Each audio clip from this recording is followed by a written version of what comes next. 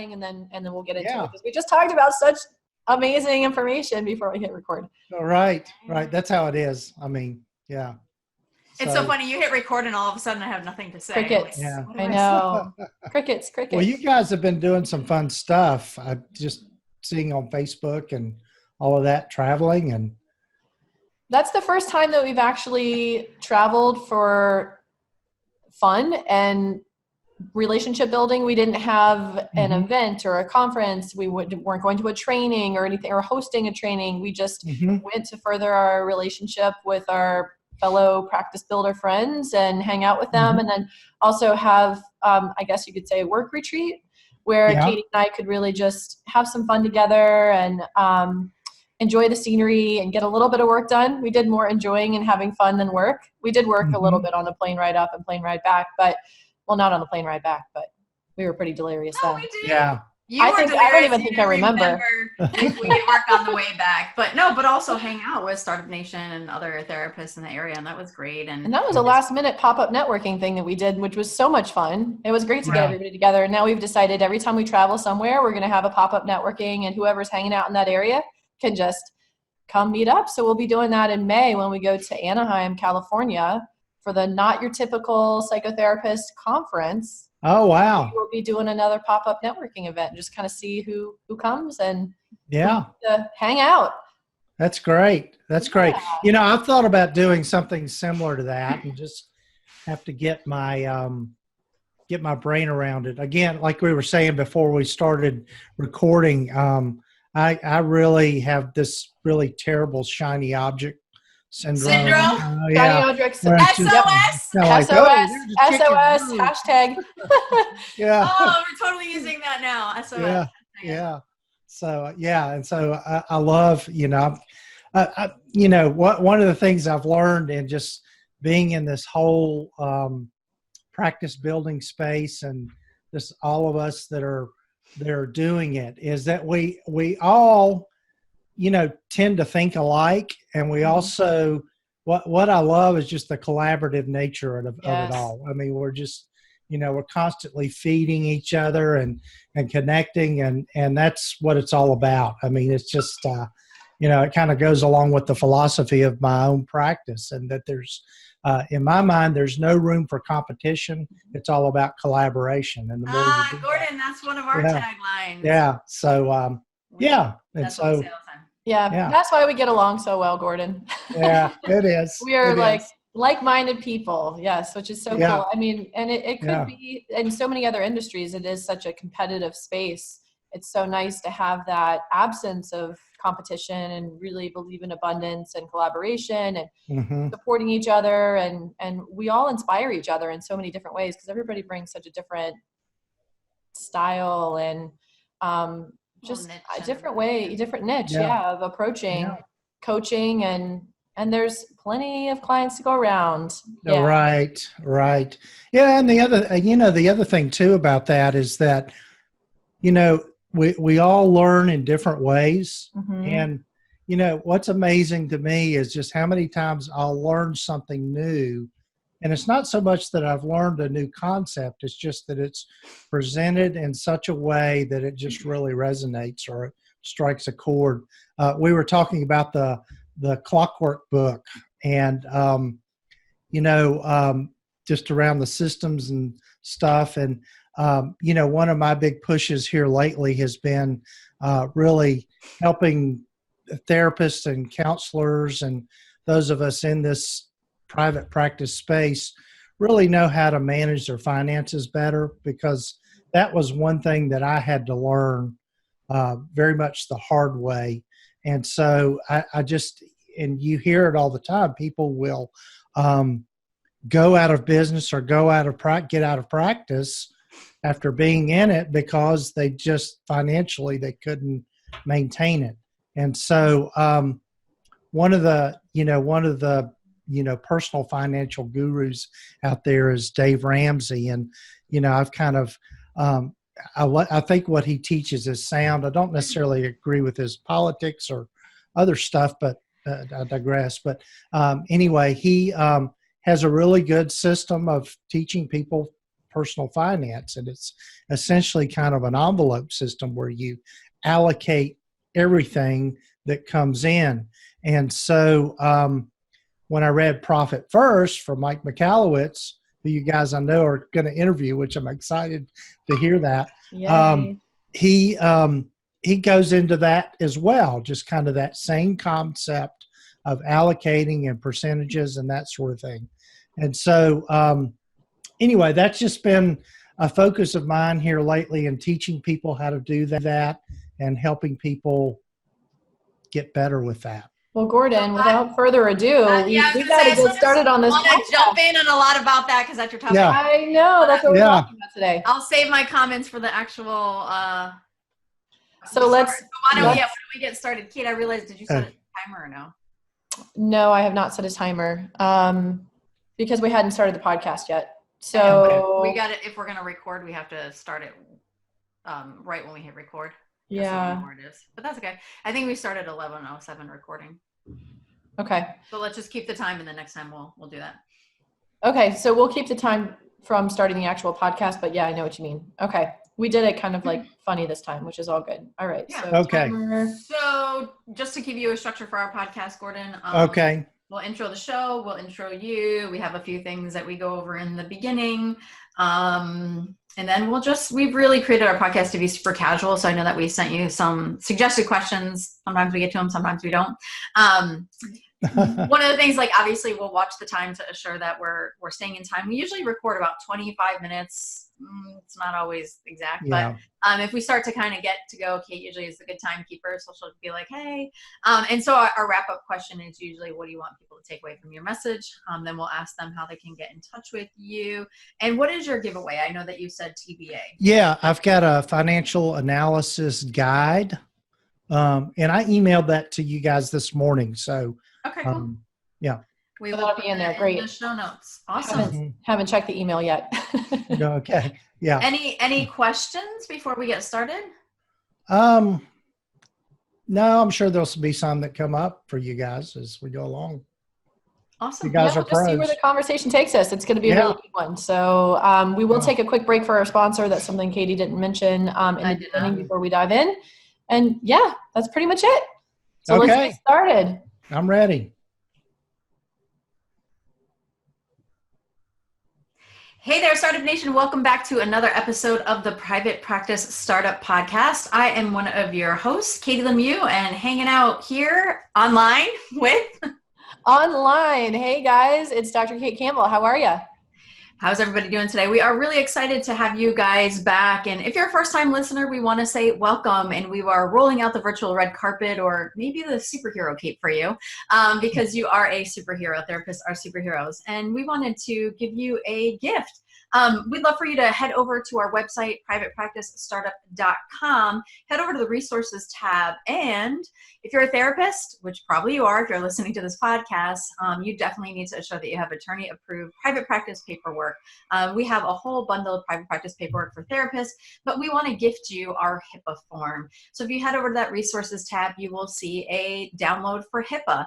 And while you're checking out, even though that is free to you, you can add the release of information for just $5. Usually those combined are $58, so you can get it for free or just $5. So that is our gift to you. So we're super excited today about today's guest, Gordon Brewer. He is a licensed marriage and family therapist. We've actually been on his podcast, so tables are turning, and he is on ours. Hey, Gordon, how are you? Hey, great to be here. I've been so excited. Yeah, I was. It was almost like Christmas Eve last night. I could hardly sleep. You're too kind. So we were chatting before we hopped on the podcast, and Gordon's topic is creating a private practice that is financially sustainable. Now, I love the topic of money because it's probably based off of my own struggles. Right. Money, I always feel like people have like that one thing that they're constantly working on, whether it's, relationships or their weight or time management or whatever. For me, to really get into business and become an entrepreneur, it's been money. So really changing my relationship with money, learning some of the systems, applying them. So it's just been a really cool exploration and really understanding like what's behind the scenes. So I love talking about finances. So I'm excited for this topic. But before we do all that and jump in, I know that Kate we'll take a quick break for our sponsor. Yes, the sponsor for today's episode is, when it comes to keeping your practice organized, you want to make sure that your software is not only simple, but the best. And that's why we recommend Therapy Notes. Their platform lets you manage notes, claims, scheduling, and so much more. Plus, they offer amazing unlimited phone and email support. When you have a question, they're right there to help. To get started with your practice management software trusted by over 60,000 professionals, go to therapynotes.com and start your free trial today. If you enter the promo code PPS, as in Private Practice Startup, they will give you 2 months for free to try it out. And you can catch that link at our show notes, on the show notes page. And if you want to hear more about Therapy Notes and really do a deep dive into the experience of their platform, definitely listen to episode 54 of our podcast, where we interviewed Brad Pleiner. Therapy Notes is our sponsor for today, and we couldn't be more appreciative. So let's dive into our episode. Well, before we dive in, I forgot to mention, I hope you guys joined us last week. Actually, Kate and I were guests on our own podcast. We actually had Amy Lassiter reach out to us and said, I would love to interview you guys on your podcast. And we thought that was such a stellar idea. And she picked a topic that we've been wanting to talk about, so we really appreciate the opportunity. So we talked about how to choose a business partner. So as most of you know, or maybe you don't, Kate and I are one of, I think, 2 duos here in the private practice builders world. There's me, so that's Miranda and Kelly, but we make up the only other duo, I believe. I believe you're right. I'm sure there'll be more. So we actually talked about our business partnership and how that, our story and kind of the recommendations and advice that we would give in creating a business partnership. So join us for that. All right, let's jump into your topic, Gordon. So creating a private practice that is financially sustainable. All right. Yeah. So again, I'm so glad to be here. This is just exciting stuff. You know, one of the things that really kind of got me on this going in this direction is that, you know, in my work as a consultant, like you guys are as a consultant and coach for people in private practice, you know, one of the things that it comes down to for most people is just being able to sustain their practice in a way that's financially sound. You know, that we all get into private practice really for, you know, well, for several reasons, but one of the big reasons is just being able to have the freedom and the flexibility of schedules and that sort of thing, but also being able to increase our earning potential. In other words, being able to make more money than we would maybe necessarily working for someone else, and just the whole idea around being our own boss. But for most of us, just like the business side of private practice, unless you've had some business courses or had some experience in that, we really don't learn how to manage our finances and learn how to do that whole financial bit. And, you know, I think for a lot of us too, we can be handed just some ideas about money and money mindsets growing up that bleed over into how we run our business and just run our lives and the lifestyle we create for ourselves. So that was something that I really became kind of interested in and a little bit passionate about here lately. I know on my own podcast, and I know you guys are getting ready to interview Mike Michalowicz, as one you shared with me. And when I read his book, Profit First, it really just kind of clicked for me and just really got me excited about all of this and thinking about money differently. So that's been my mission here lately with the practice of therapy and really trying to get out there to people, clinicians, how to manage their money differently. And so I'm working on a course that I'm putting together just around that whole issue. It's gonna the title I've landed on is Money Matters in Private Practice. So nice. Getting into that more. So yeah, so that's one of the things that it's been on my radar here lately. Awesome. And thanks to you, actually, when you and I spoke before we did your podcast, and you told me that you interviewed Mike Michalowicz. And actually, we'll have you send over that link, and we'll put it in the show notes of this episode as well. You actually inspired me to reach out to him, so that's why he's on our podcast. So thank you. Yay! Kate and I created an actual video and sent him a video, which we had done for another author that we're having on our podcast, Jeb Blunt. On his book Objections. So we sent them a very personal video, and they said yes. That's a great idea. I think I'll steal that idea. No, you totally should. It's been a cool way to just genuinely say thank you and connect with people, and it's worked well and really getting the opportunities that we want. And we couldn't agree with you more with Profit First. It's been something that's been a game changer for us. We've been using it for a little over a year with the private practice startup, and it's just totally transformed the whole experience. And I love bonuses when the end of the quarter come around, and I'm like, oh, what's our bonus going to be this time? It's always so exciting. But it is a great way to transform the whole experience of managing money in private practice, and it is something that clinicians struggle with so much. We'll add the link for the podcast we had with Laura Long and Ernesto Segismundo on the podcast, talking about Profit First as well. So tell us kind of about your own relationship with money and your own journey of learning more. Excuse me. Sorry about that. So one of the things that in growing up, I grew up in a family where money was something that was always, at least in my mind, seemed scarce. My dad was a pastor, and so we kind of grew up really kind of living to some degree off the generosity of others, and it was in that my dad was a product of the Depression, and so the money mindset that I had growing up was that if you happened into money or you got money, it was just by sheer luck or out of the generosity of others. And so one of the things about that, though, is that we all know that, we do have the ability to create income for ourselves.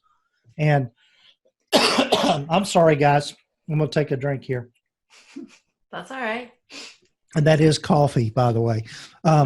It's so funny you said that, because I had this idea. I was like, we should play this game called What's in Your Cup? Yeah. What's in my cup over here? What do you guys think of this little teeny tiny? That's cool. So I have cold brew, water, wait, and seltzer. All right. I don't like just one drink, apparently. So back to your upbringing. So anyway, one of the things about money is that I think that we can have some money shame and money guilt. In other words, we either feel like money is scarce and that somehow or another we don't deserve to have money or have income. I know for a therapist especially, most of us hopefully we're fairly compassionate people. Mm-hmm. And sometimes I think we can feel a sense of guilt for taking people's money, for being able to make a living around that. In other words, if we're taking people's money, we're somehow another causing them harm or something along those lines, which is just a complete myth. The other thing is just the whole scarcity mentality and that there's not enough.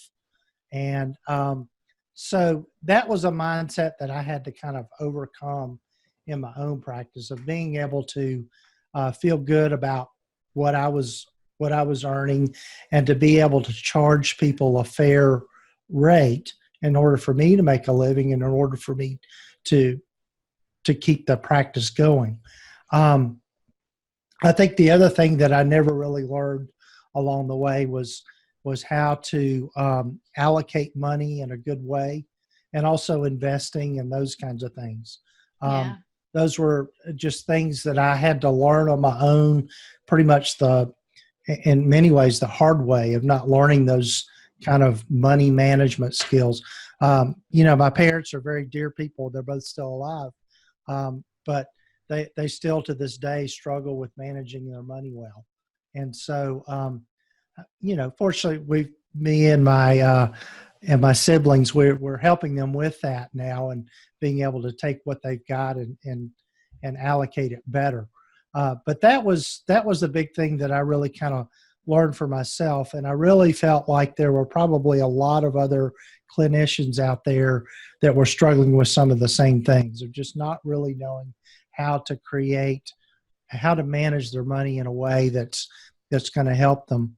Another thing too is that I think there's this, a few weeks ago or a week or so ago, when the lottery jackpot reached like $1.5 billion, there was all this lottery fever. And what got me, I started getting curious. And so I was looking up some information about previous lottery winners, and they haven't fared too well. They've not done well. And what I think happens is we have this idea that if we amass some kind of big, it's good to have reserves, but amassing a lot of wealth isn't necessarily all that helpful. In fact, it can make things much more complicated. And I think what most of us really want, if we got down to it, is to be able to have the money that we need to have the lifestyle that we want in our lives and in our practices. I mean, it's really, at least for me, it's pretty simple. I mean, I just, I like having a good house to live in. I like to be able to drive a reliable car. I like the fact that I've been able to send my daughter to college and she's graduated, and being able to go on vacations where I want to go on vacations. And if I want to go out to eat, I don't have to worry about that. And that's pretty simple stuff, but that's, I think, what most people are really looking for in their lives. And Gordon, really, as you're sharing, there's so many points that I just want to say, yes, yeah. I get that, and I so relate too. One of the things that you talk about that I really love, and I know that you put this in your show notes, and that's why I'm looking at them. And so you talk about really getting clear, on your lifestyle that you want to live, and that's a big Right. tip. I love that you talk about the relationship with money. The message that I got growing up was you have to work hard to make money. So my life up until probably a few years ago has been working very hard, morning, Right. noon, and night, and on the weekends. And do I work hard now? Still, sure, but I have so much more time off. And, just even looking at the past 5 weeks, I spent a week in Peru. I was home for a weekend, and Kate and I had worked, and then 3 weekends in a row I was gone. So long weekends. So I went to Kentucky, went to Asheville with Kate, and then went home to Connecticut. So to be able to look at that and just take a step back for a moment and be like, wow, a lot has changed, and, learning a lot. And when you talk about the lottery winners, I think there's a show about lottery winners and why a lot of majority of them, they can't contain the money that they have, because it's almost like the money comes in and you think the thing will change, and they don't have the context to hold that, right? And the context is really the mindset. And then action and implementation. So I'd love to learn a little bit more about, and I know you kind of talk about your why first, knowing your why. So tell us why is so important for creating, financial sustainability. Right. Well, I think it comes back down to lifestyle and being able to maintain that and protect that to some degree, of being able to understand about cash flow and the importance of that. One of the things that I know, again, in working with counselors and therapists that are just starting, the biggest thing that they're worried about is getting the referrals they need. And one of the things that, and you guys know this just from your own practices and in what you teach, having that solid referral base and those solid referral sources kind of protects that cash flow to some degree, and being able to maintain that. But I'm sorry, I'm getting off track here, Katie. Tell me again. That's okay, because I love this topic. Well, I'm curious. I know you talked about money shame, being in the profession that we're in. Yeah. What's interesting is I think you have the trifecta. You were raised by a pastor, you're a clergy person yourself, and you guys work in the funeral business. So, Yes. and you're a therapist. So Yes. I imagine there's so much that you had to work through. Do you think therapists or the therapists that you work with, do you find them having like shame and or guilt of this is the lifestyle I want to live and this is what I need to support that lifestyle, and oh, that would mean I have to charge this much, or like what do you find in the therapists that you work with? Yeah, I think that's very true. I think one of the, the other thing too, just where I live in this part of the country, I'm in the Appalachian region of the country, and there's a lot of poverty in this area. And one of the mindsets, and I particularly maybe therapists that have come out of maybe financial struggles, there's some shame around having money itself. I mean, just it's kind of like you don't want to be that rich kid kind of way of thinking about things, and so being able to help people kind of overcome that. And that it's okay to have money, and it's not so much, money is just a vehicle. It's just the stuff that we need to get things that we want in life. And I think really the starting place, like we were talking about, the why, it is you've got to first kind of think about what is it that you want.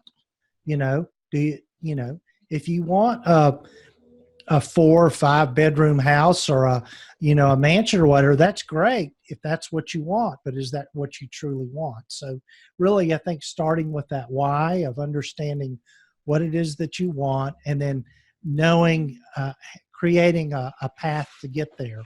Money is money. And I think a lot of times we put, it is of value because we've placed value on it, but in and of itself, like I tell clients, your feelings are just feelings. What you feel is what you feel, and it's a matter of what you do with it that really matters.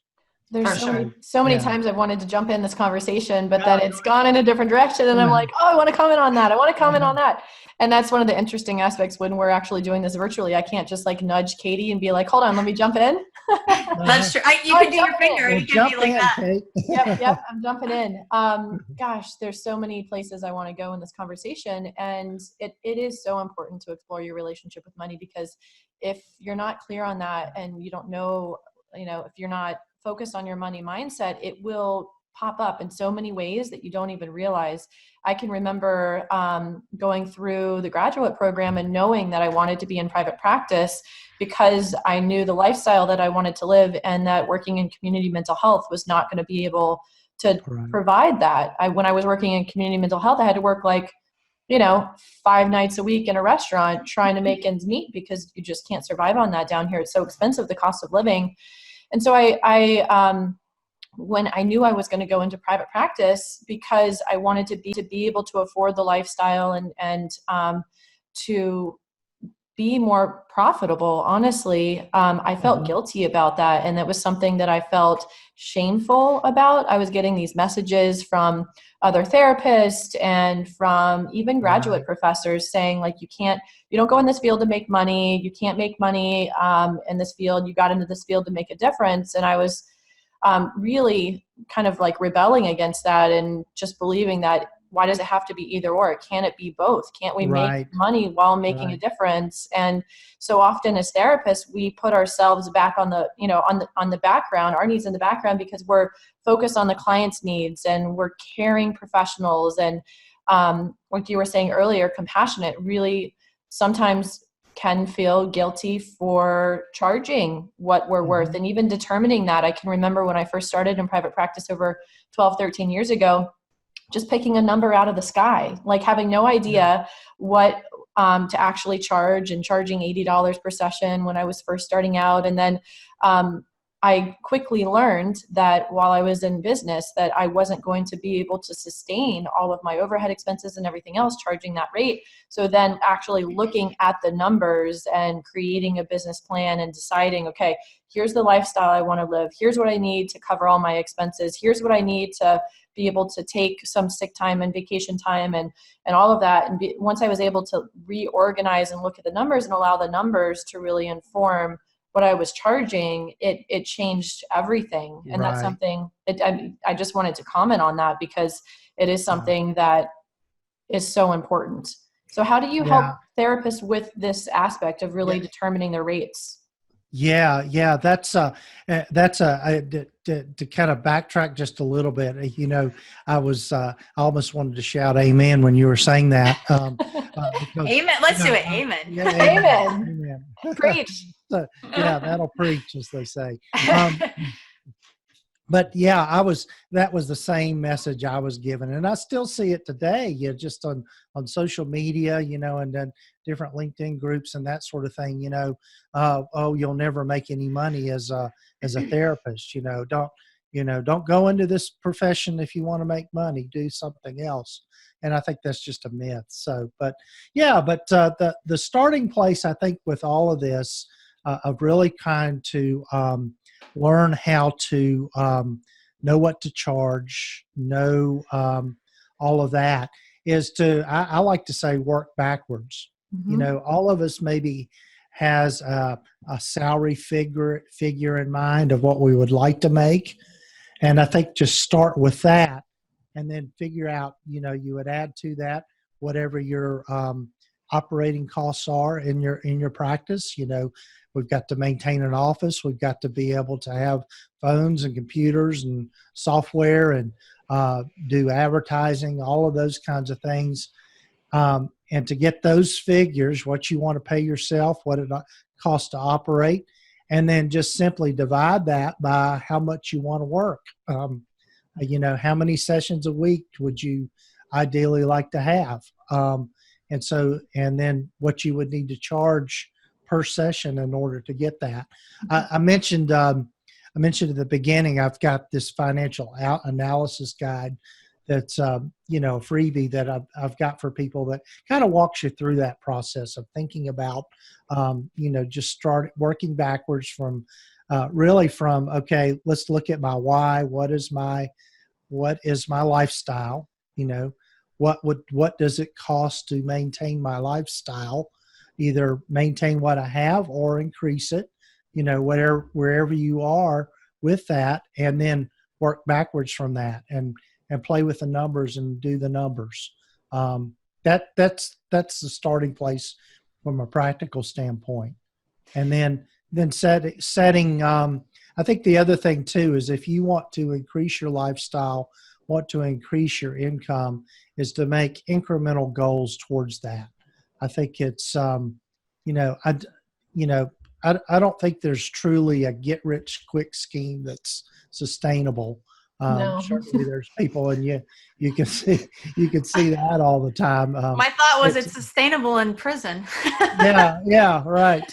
Those are usually the get rich quick schemes. That's where they get sustainable. Yeah.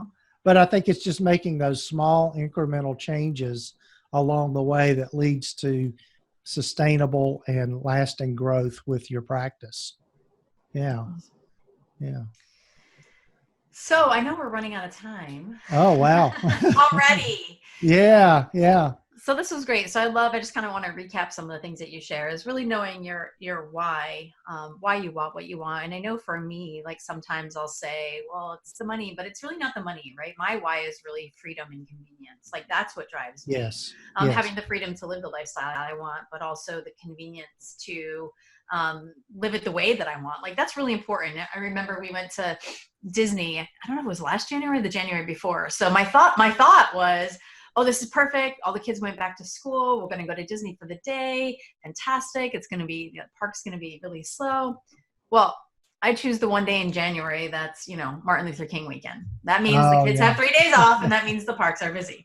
So we get up to the thing and we have to pick up our tickets, and we have to wait an hour in line to actually get our tickets. So I was like, I don't want to do this. Never mind. It's okay. I'll come back another day. And to me, like the convenience of being able to live life on my terms when everyone else is working in or in school was really important. So really knowing your why and why that is important. Kate and I talk a lot about your why for your business and your practice. And you're talking about like your why for you, right? Living your dream lifestyle. That's another thing you really talked about. Knowing those numbers and being brutally honest. Don't lie to yourself. The numbers don't lie. They're great. They're helpful. Right. You guys have heard we've been talking about profit first, so definitely check out the rest of the podcast with that. Yeah. So you'll check out Gordon's podcast, and Michael McAllowitz will be on our podcast soon. So you'll be able to check out that as well. So Gordon, any final words of advice you want to share with our audience in regards to, building a practice that's financially sustainable? Yeah, I think, like you said, Katie, was just being brutally honest with yourself, and really just kind of looking at your numbers in a way. I think a lot of times we tend to want to bury our head in the sand, just kind of like, I'd rather not know. But I think if we can do that, and we can begin to get a handle on it, and being able to learn as much as you can about finance, learn as much as you can about how to manage money, invest money, all of those kinds of things will go a long way in helping you kind of build and grow from there. On average, most people that go into private practice, I think it can happen faster, but most people, it takes about 2 years to build a practice to a point where it's truly sustainable. Now you can increase that curve with, some, laser focused marketing and all that kind of thing. But I think, like we've said already, and it's maybe a broken record here, but start with your why. Start with where you are, the lifestyle that you want to have, and work towards that. Awesome. Yeah. And I know we talked about your financial analysis guide, and we'll put the link to that on our show notes page so you guys don't have to figure out where it is. But if people wanted to get in touch with you, what's one way that they can get in touch with you? Sure. They can just, first of all, they can visit my website, and also podcast at practiceoftherapy.com. And also you can email me at gordon@practiceoftherapy.com. And I love chatting with folks. I'm on Facebook and Twitter and LinkedIn, and sometimes on Pinterest. And so you can. What are you doing on Pinterest, Gordon? What's they main reasons for Pinterest? They say, well, my daughter is a Pinterest addict, so part of it, she's constantly sending me stuff to look at.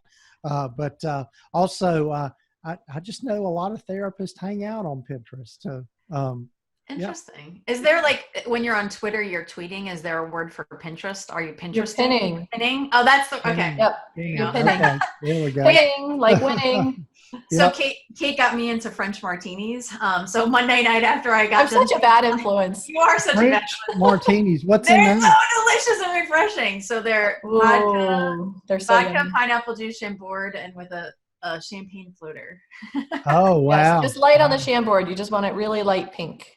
So Yeah. so I came home and I was like, let's have French martinis Yeah. and design our bathroom from Pinterest. So that's what we did. Oh, wow. I'm not too much into those frou-frou drinks. I'm a Scotch guy myself. Very nice. Cool. Well, Gordon, it's been a pleasure to have you on our podcast and Startup Nation. Thank you so much. Thank you good so to see you again. All right. We'll So do it again. Thanks so Sounds much, good. Startup Nation, for joining us on another episode of the Private Practice Startup Podcast. You'll want to listen next week as we talk to Travis Hornsby. If you have a six-figure, not private practice, but six-figure student loan or combined loans, and you're looking to get out of them or get rid of them as fast as you can, which is perfect for this topic that we've been talking about, you'll definitely want to check out that podcast. So join us next week with that. Startup Nation, it's been a pleasure to have you here with us. Don't forget, we're always in Facebook. So you can check us out at the Private Practice Startup on Facebook. So have a fantastic and amazing day, and we'll catch you next time. See you next time. Thanks again, Gordon. Thanks, guys. It's a lot of fun.